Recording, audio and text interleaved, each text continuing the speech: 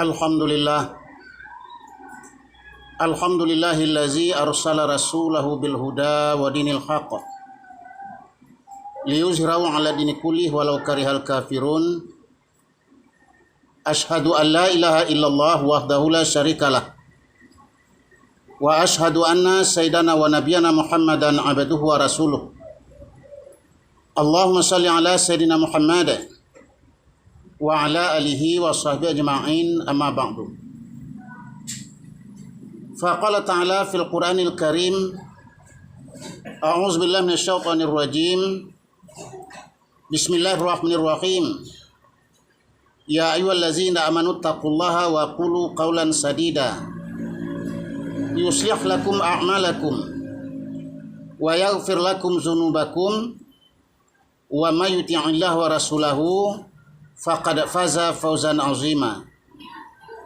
Faqala ta'ala fi ayatil ukhra wa ma arsalnaka illa rahmatan lil alamin. Shadaqallahul azim. Kaum muslimin sidang Jumat yang berbahagia, pertama sekali kita bersyukur kepada Allah Subhanahu wa taala yang telah melimpahkan rahmat dan kurnia-Nya kepada kita semua. Yang mana dengan rahmat dan kurnia yang dianugerahkan oleh Allah Subhanahu wa taala pada hari Jumat yang mulia ini, kita dapat melangkahkan kaki, mengayunkan tangan untuk datang ke masjid ini dalam rangka melaksanakan salat Jumat. Semoga Allah Subhanahu wa taala menjadikan amal kita amal saleh dan bermanfaat untuk kita semua dalam hidup dan kehidupan akhirat kita. Amin ya rabbal alamin. Kemudian selawat dan salam kita kirimkan kepada arwah junjungan Nabi Muhammad sallallahu alaihi wasallam, yang mana beliau telah membimbing umat manusia dari alam kejahilan kepada alam yang berilmu pengetahuan, sebagaimana yang kita rasakan pada saat ini. Kaum muslimin sidang Jumat yang berbahagia, sebagaimana yang kita ketahui bahwa Rasulullah diutus oleh Allah Subhanahu wa taala ke atas permukaan bumi untuk menjadi rahmat, untuk menyebarkan kasih sayang. Sebagaimana firman Allah, "Wa ma arsalnaka illa rahmatan lil alamin." Kami tidak mengutus engkau ya Muhammad melainkan untuk menjadi rahmat bagi alam semesta. Yang dimaksud dengan rahmat pada alam semesta ialah memberikan kasih sayang sesuai dengan keadaan beliau, seorang yang mempunyai akhlak yang sangat agung, mempunyai akhlak yang sangat tinggi, dan mempunyai budi pekerti yang sangat baik sekali. Dalam satu hadis pernah orang bertanya kepada beliau, su'ila Rasulullah sallallahu alaihi wasallam. Orang bertanya kepada Rasulullah sallallahu alaihi wasallam. Pertanyaannya adalah an aktsira ma yudkhilan nasal jannah. Orang bertanya, siapakah orang, golongan manakah orang yang banyak dimasukkan oleh Allah ke dalam surga? Maka Nabi menjawab, taqwallahi wa husnul khuluq. Yang banyak masuk surga, kata Nabi, ialah orang yang bertakwa kepada Allah dan orang yang paling bagus akhlaknya. Lalu orang bertanya lagi, an aksira ma yudkhilun nas annar. Siapa pula di antara orang yang paling banyak dimasukkan ke dalam neraka? Maka Nabi mengatakan, al-famu wal farju. Yang banyak memasukkan orang ke neraka, kata Nabi, yang pertama mulutnya, yang kedua kemaluannya. Kaum muslimin sidang Jumat yang berbahagia, dari hadis ini dapat kita ambil kesimpulan bahwasanya kita tidak masuk ke surga dengan salat kita, dengan puasa kita, dengan zakat kita, dengan ibadah haji kita. tetapi kita masuk ke dalam surga dengan ketakwaan kita kepada Allah. Tetapi kewajiban-kewajiban tadi merupakan salat, puasa, zakat dan haji, itu menjadi tanda bahwa kita orang yang bertakwa kepada Allah. Tidak mungkin orang yang menyatakan bertakwa kepada Allah lalu dia tidak mengerjakan salat, dia tidak mengerjakan puasa dan kewajiban-kewajiban yang lain. Tetapi bukan mengerjakan kewajiban itu yang menyebabkan orang Allah masukkan dalam surga. Yang memasukkan orang dalam surga, yang pertama ketakwaannya kepada Allah Subhanahu wa taala. Dan yang memperbanyak orang untuk masuk surga adalah wa husnul khuluq, yaitu kebaikan budi pekertinya. Kita yakin kaum muslimin sidang Jumat yang berbahagia, orang yang bertakwa kepada Allah sudah pasti akhlaknya akan baik, budi pekertinya akan indah, tingkah lakunya akan elok dalam hidup dan kehidupan ini karena ketakwaannya kepada Allah Subhanahu wa taala. Maka dengan itu marilah kita menjaga sifat ketakwaan ini. Jadikanlah hati kita hati yang bertakwa kepada Allah Subhanahu wa taala, yang disebut istilahnya oleh Nabi dengan qalbun taqiyun, yaitu hati yang bertakwa kepada Allah Subhanahu wa taala. Dan bagaimanakah hati yang bertakwa kepada Allah itu? Ialah hati yang tunduk dan patuh kepada Allah dalam menjalankan perintahnya dan meninggalkan larangannya. Dan hati yang bermohon dan berdoa kepada Tuhannya supaya diberikan petunjuk ke jalan yang bertakwa tersebut, supaya dimudahkan urusan kita untuk mencapai ketakwaan kepada Allah Subhanahu wa taala.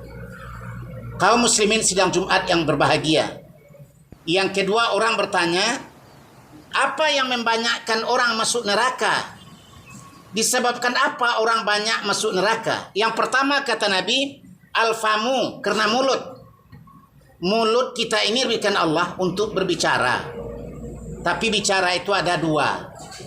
Yang pertama bicara yang baik, yang kedua bicara yang buruk. Kalau kita gunakan mulut kita untuk bicara yang baik, memberikan nasihat, mengeluarkan kata-kata yang penting untuk mengambil suatu keputusan demi kemaslahatan masyarakat, kemaslahatan orang banyak, maka berarti mulut kita digunakan untuk mengucapkan yang baik. Maka kita akan mendapatkan pahala di sisi Allah Subhanahu wa taala.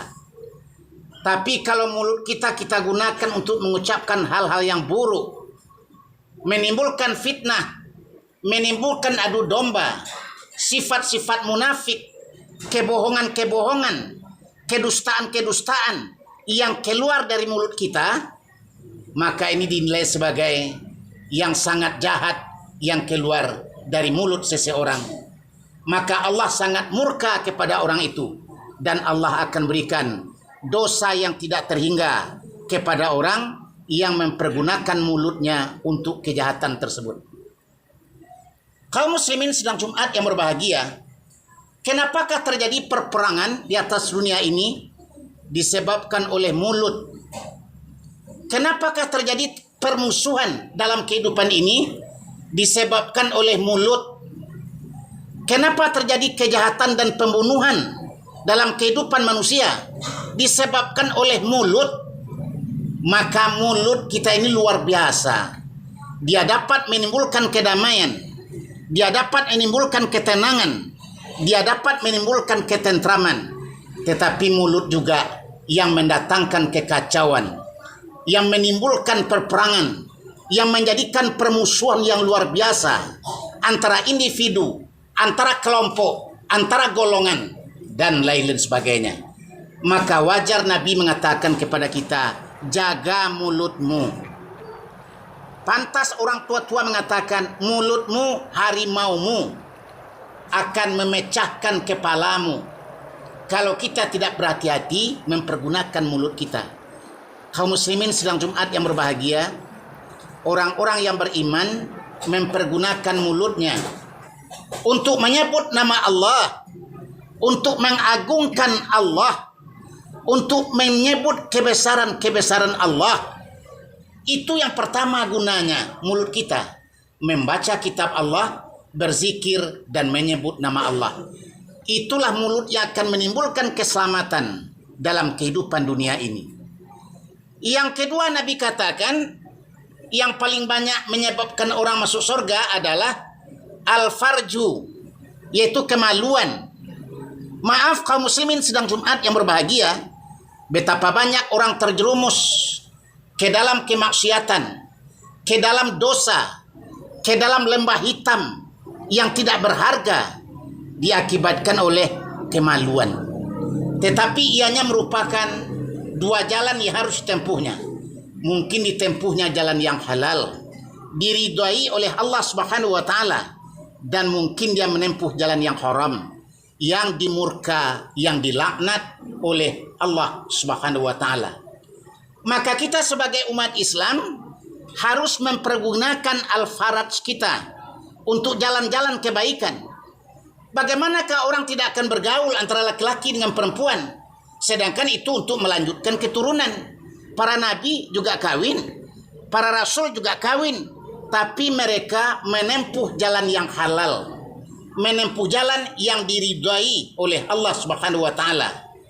Tetapi kalau ada orang yang menempuh jalan yang salah, yang menempuh jalan yang tidak pakai ijab dan qabul, di samping dia menanggung dosanya di akhirat, di atas dunia ini kita semua juga akan menanggung laknatnya dan kutukannya dari Allah Subhanahu wa taala akibat perbuatan mereka. Maka dengan itu dalam Islam sangat diperhatikan perhubungan antara laki-laki dengan perempuan. Maka jagalah kehormatan kita.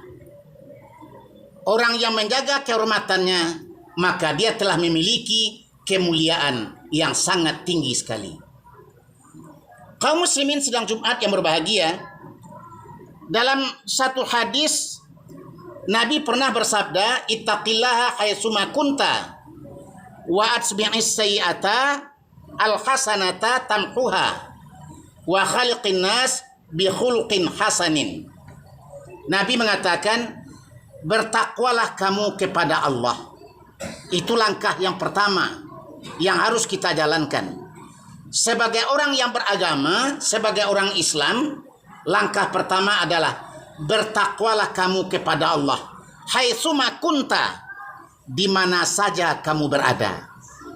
Kaum muslimin sedang Jumat yang berbahagia, bertakwa kepada Allah tidak terbatas dalam masjid, tidak terbatas waktu kita berada di tanah suci, tidak terbatas waktu kita berada dalam musala.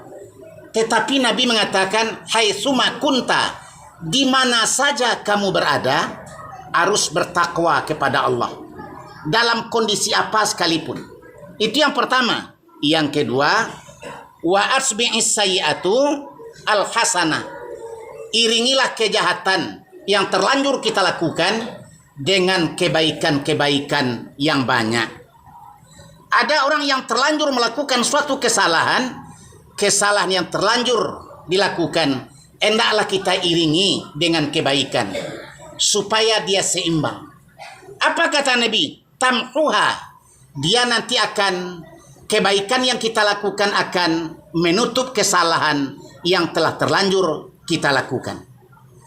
Lalu beliau bersabda, wa khaliqin nas bi khuluqin hasanin, hendaklah kamu berakhlak kepada manusia dengan akhlak yang indah, dengan akhlak yang bagus. Bagaimanakah akhlak yang indah, akhlak yang bagus yang digambarkan oleh Nabi dalam kehidupan beliau? Dalam satu hadis katakan, apa kata Nabi? Orang yang beriman itu ialah orang yang sangat hormat kepada orang yang tua dan sangat kasih sayang kepada orang yang muda. Yang muda disayangi, yang tua dihormati. Barangkali kaum muslimin sedang Jumat yang berbahagia, konsep ini tidak akan ada orang yang tidak setuju di atas permukaan bumi ini. Kalau kita jalankan dalam kehidupan kita, menghormati yang tua, menyayangi yang muda. Kemanapun kita pergi, pasti orang yang bersikap seperti itu akan dihormati oleh orang lain. Tetapi jangan kita balikkan. Kepada yang tua bukan kita hormat, malah mencemooh. Kepada yang muda bukan kita kasihi, tapi kita benci. Seolah-olah musuh kita. Maka konsep ini pun tidak akan pernah diterima oleh siapa saja di atas permukaan bumi ini. Kaum muslimin sidang Jumat yang berbahagia.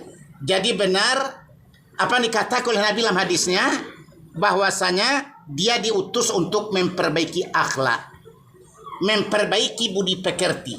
Walaupun pembagian akhlak itu banyak. Yang pertama, akhlak kita kepada Sang Pencipta, yaitu Tuhan kita. Lakukan ketaatan, tunaikan kewajiban. Kemudian akhlak kita kepada Rasulullah, ikut sunnahnya dan jalankan sunnahnya. Kemudian akhlak kita kepada sesama manusia, saling hormat menghormati, dan saling tolong menolong, dan saling harga menghargai. Dan akhlak kita kepada makhluk-makhluk Allah yang lain, yang nampak dipandang oleh mata, yang diciptakan oleh Allah Subhanahu wa taala, yang kecil ataupun yang besar. Kita tidak akan menganiayanya, kita tidak akan membunuhnya kecuali kalau diperlukan. Kita digigit nyamuk, boleh kita bunuh itu nyamuk, kita tidak berdosa. Tetapi kalau kita cari nyamuk kemana-mana, kalau bertemu kita bunuh, itu tidak wajar dan akan menimbulkan dosa. Kalau kita potong ayam untuk kita makan, kita tidak berdosa, malah dibolehkan. Tapi kalau kita potong ayam untuk kita buang, itu berdosa, karena namanya adalah mubazir. Begitulah Islam meletakkan hukum dalam kehidupan manusia, melihat di atas patut, memandang di atas rupa, dan sangat cocok dengan akal kita manusia. Tinggal hanya kita menjalankan dalam hidup dan kehidupan kita. Kalau kita ingin mendapatkan ridho dari Allah Subhanahu wa taala, mari kita jalankan akhlak Islam dengan bersungguh-sungguh dan dengan berhati-hati. Tetapi kalau sekiranya kita tidak menjalankannya, maka murka Allah, laknat Allah telah menunggu untuk kita. Semoga Allah memberikan hidayah dan memberikan petunjuk kepada kita semua. Fa'tabiru ya ulil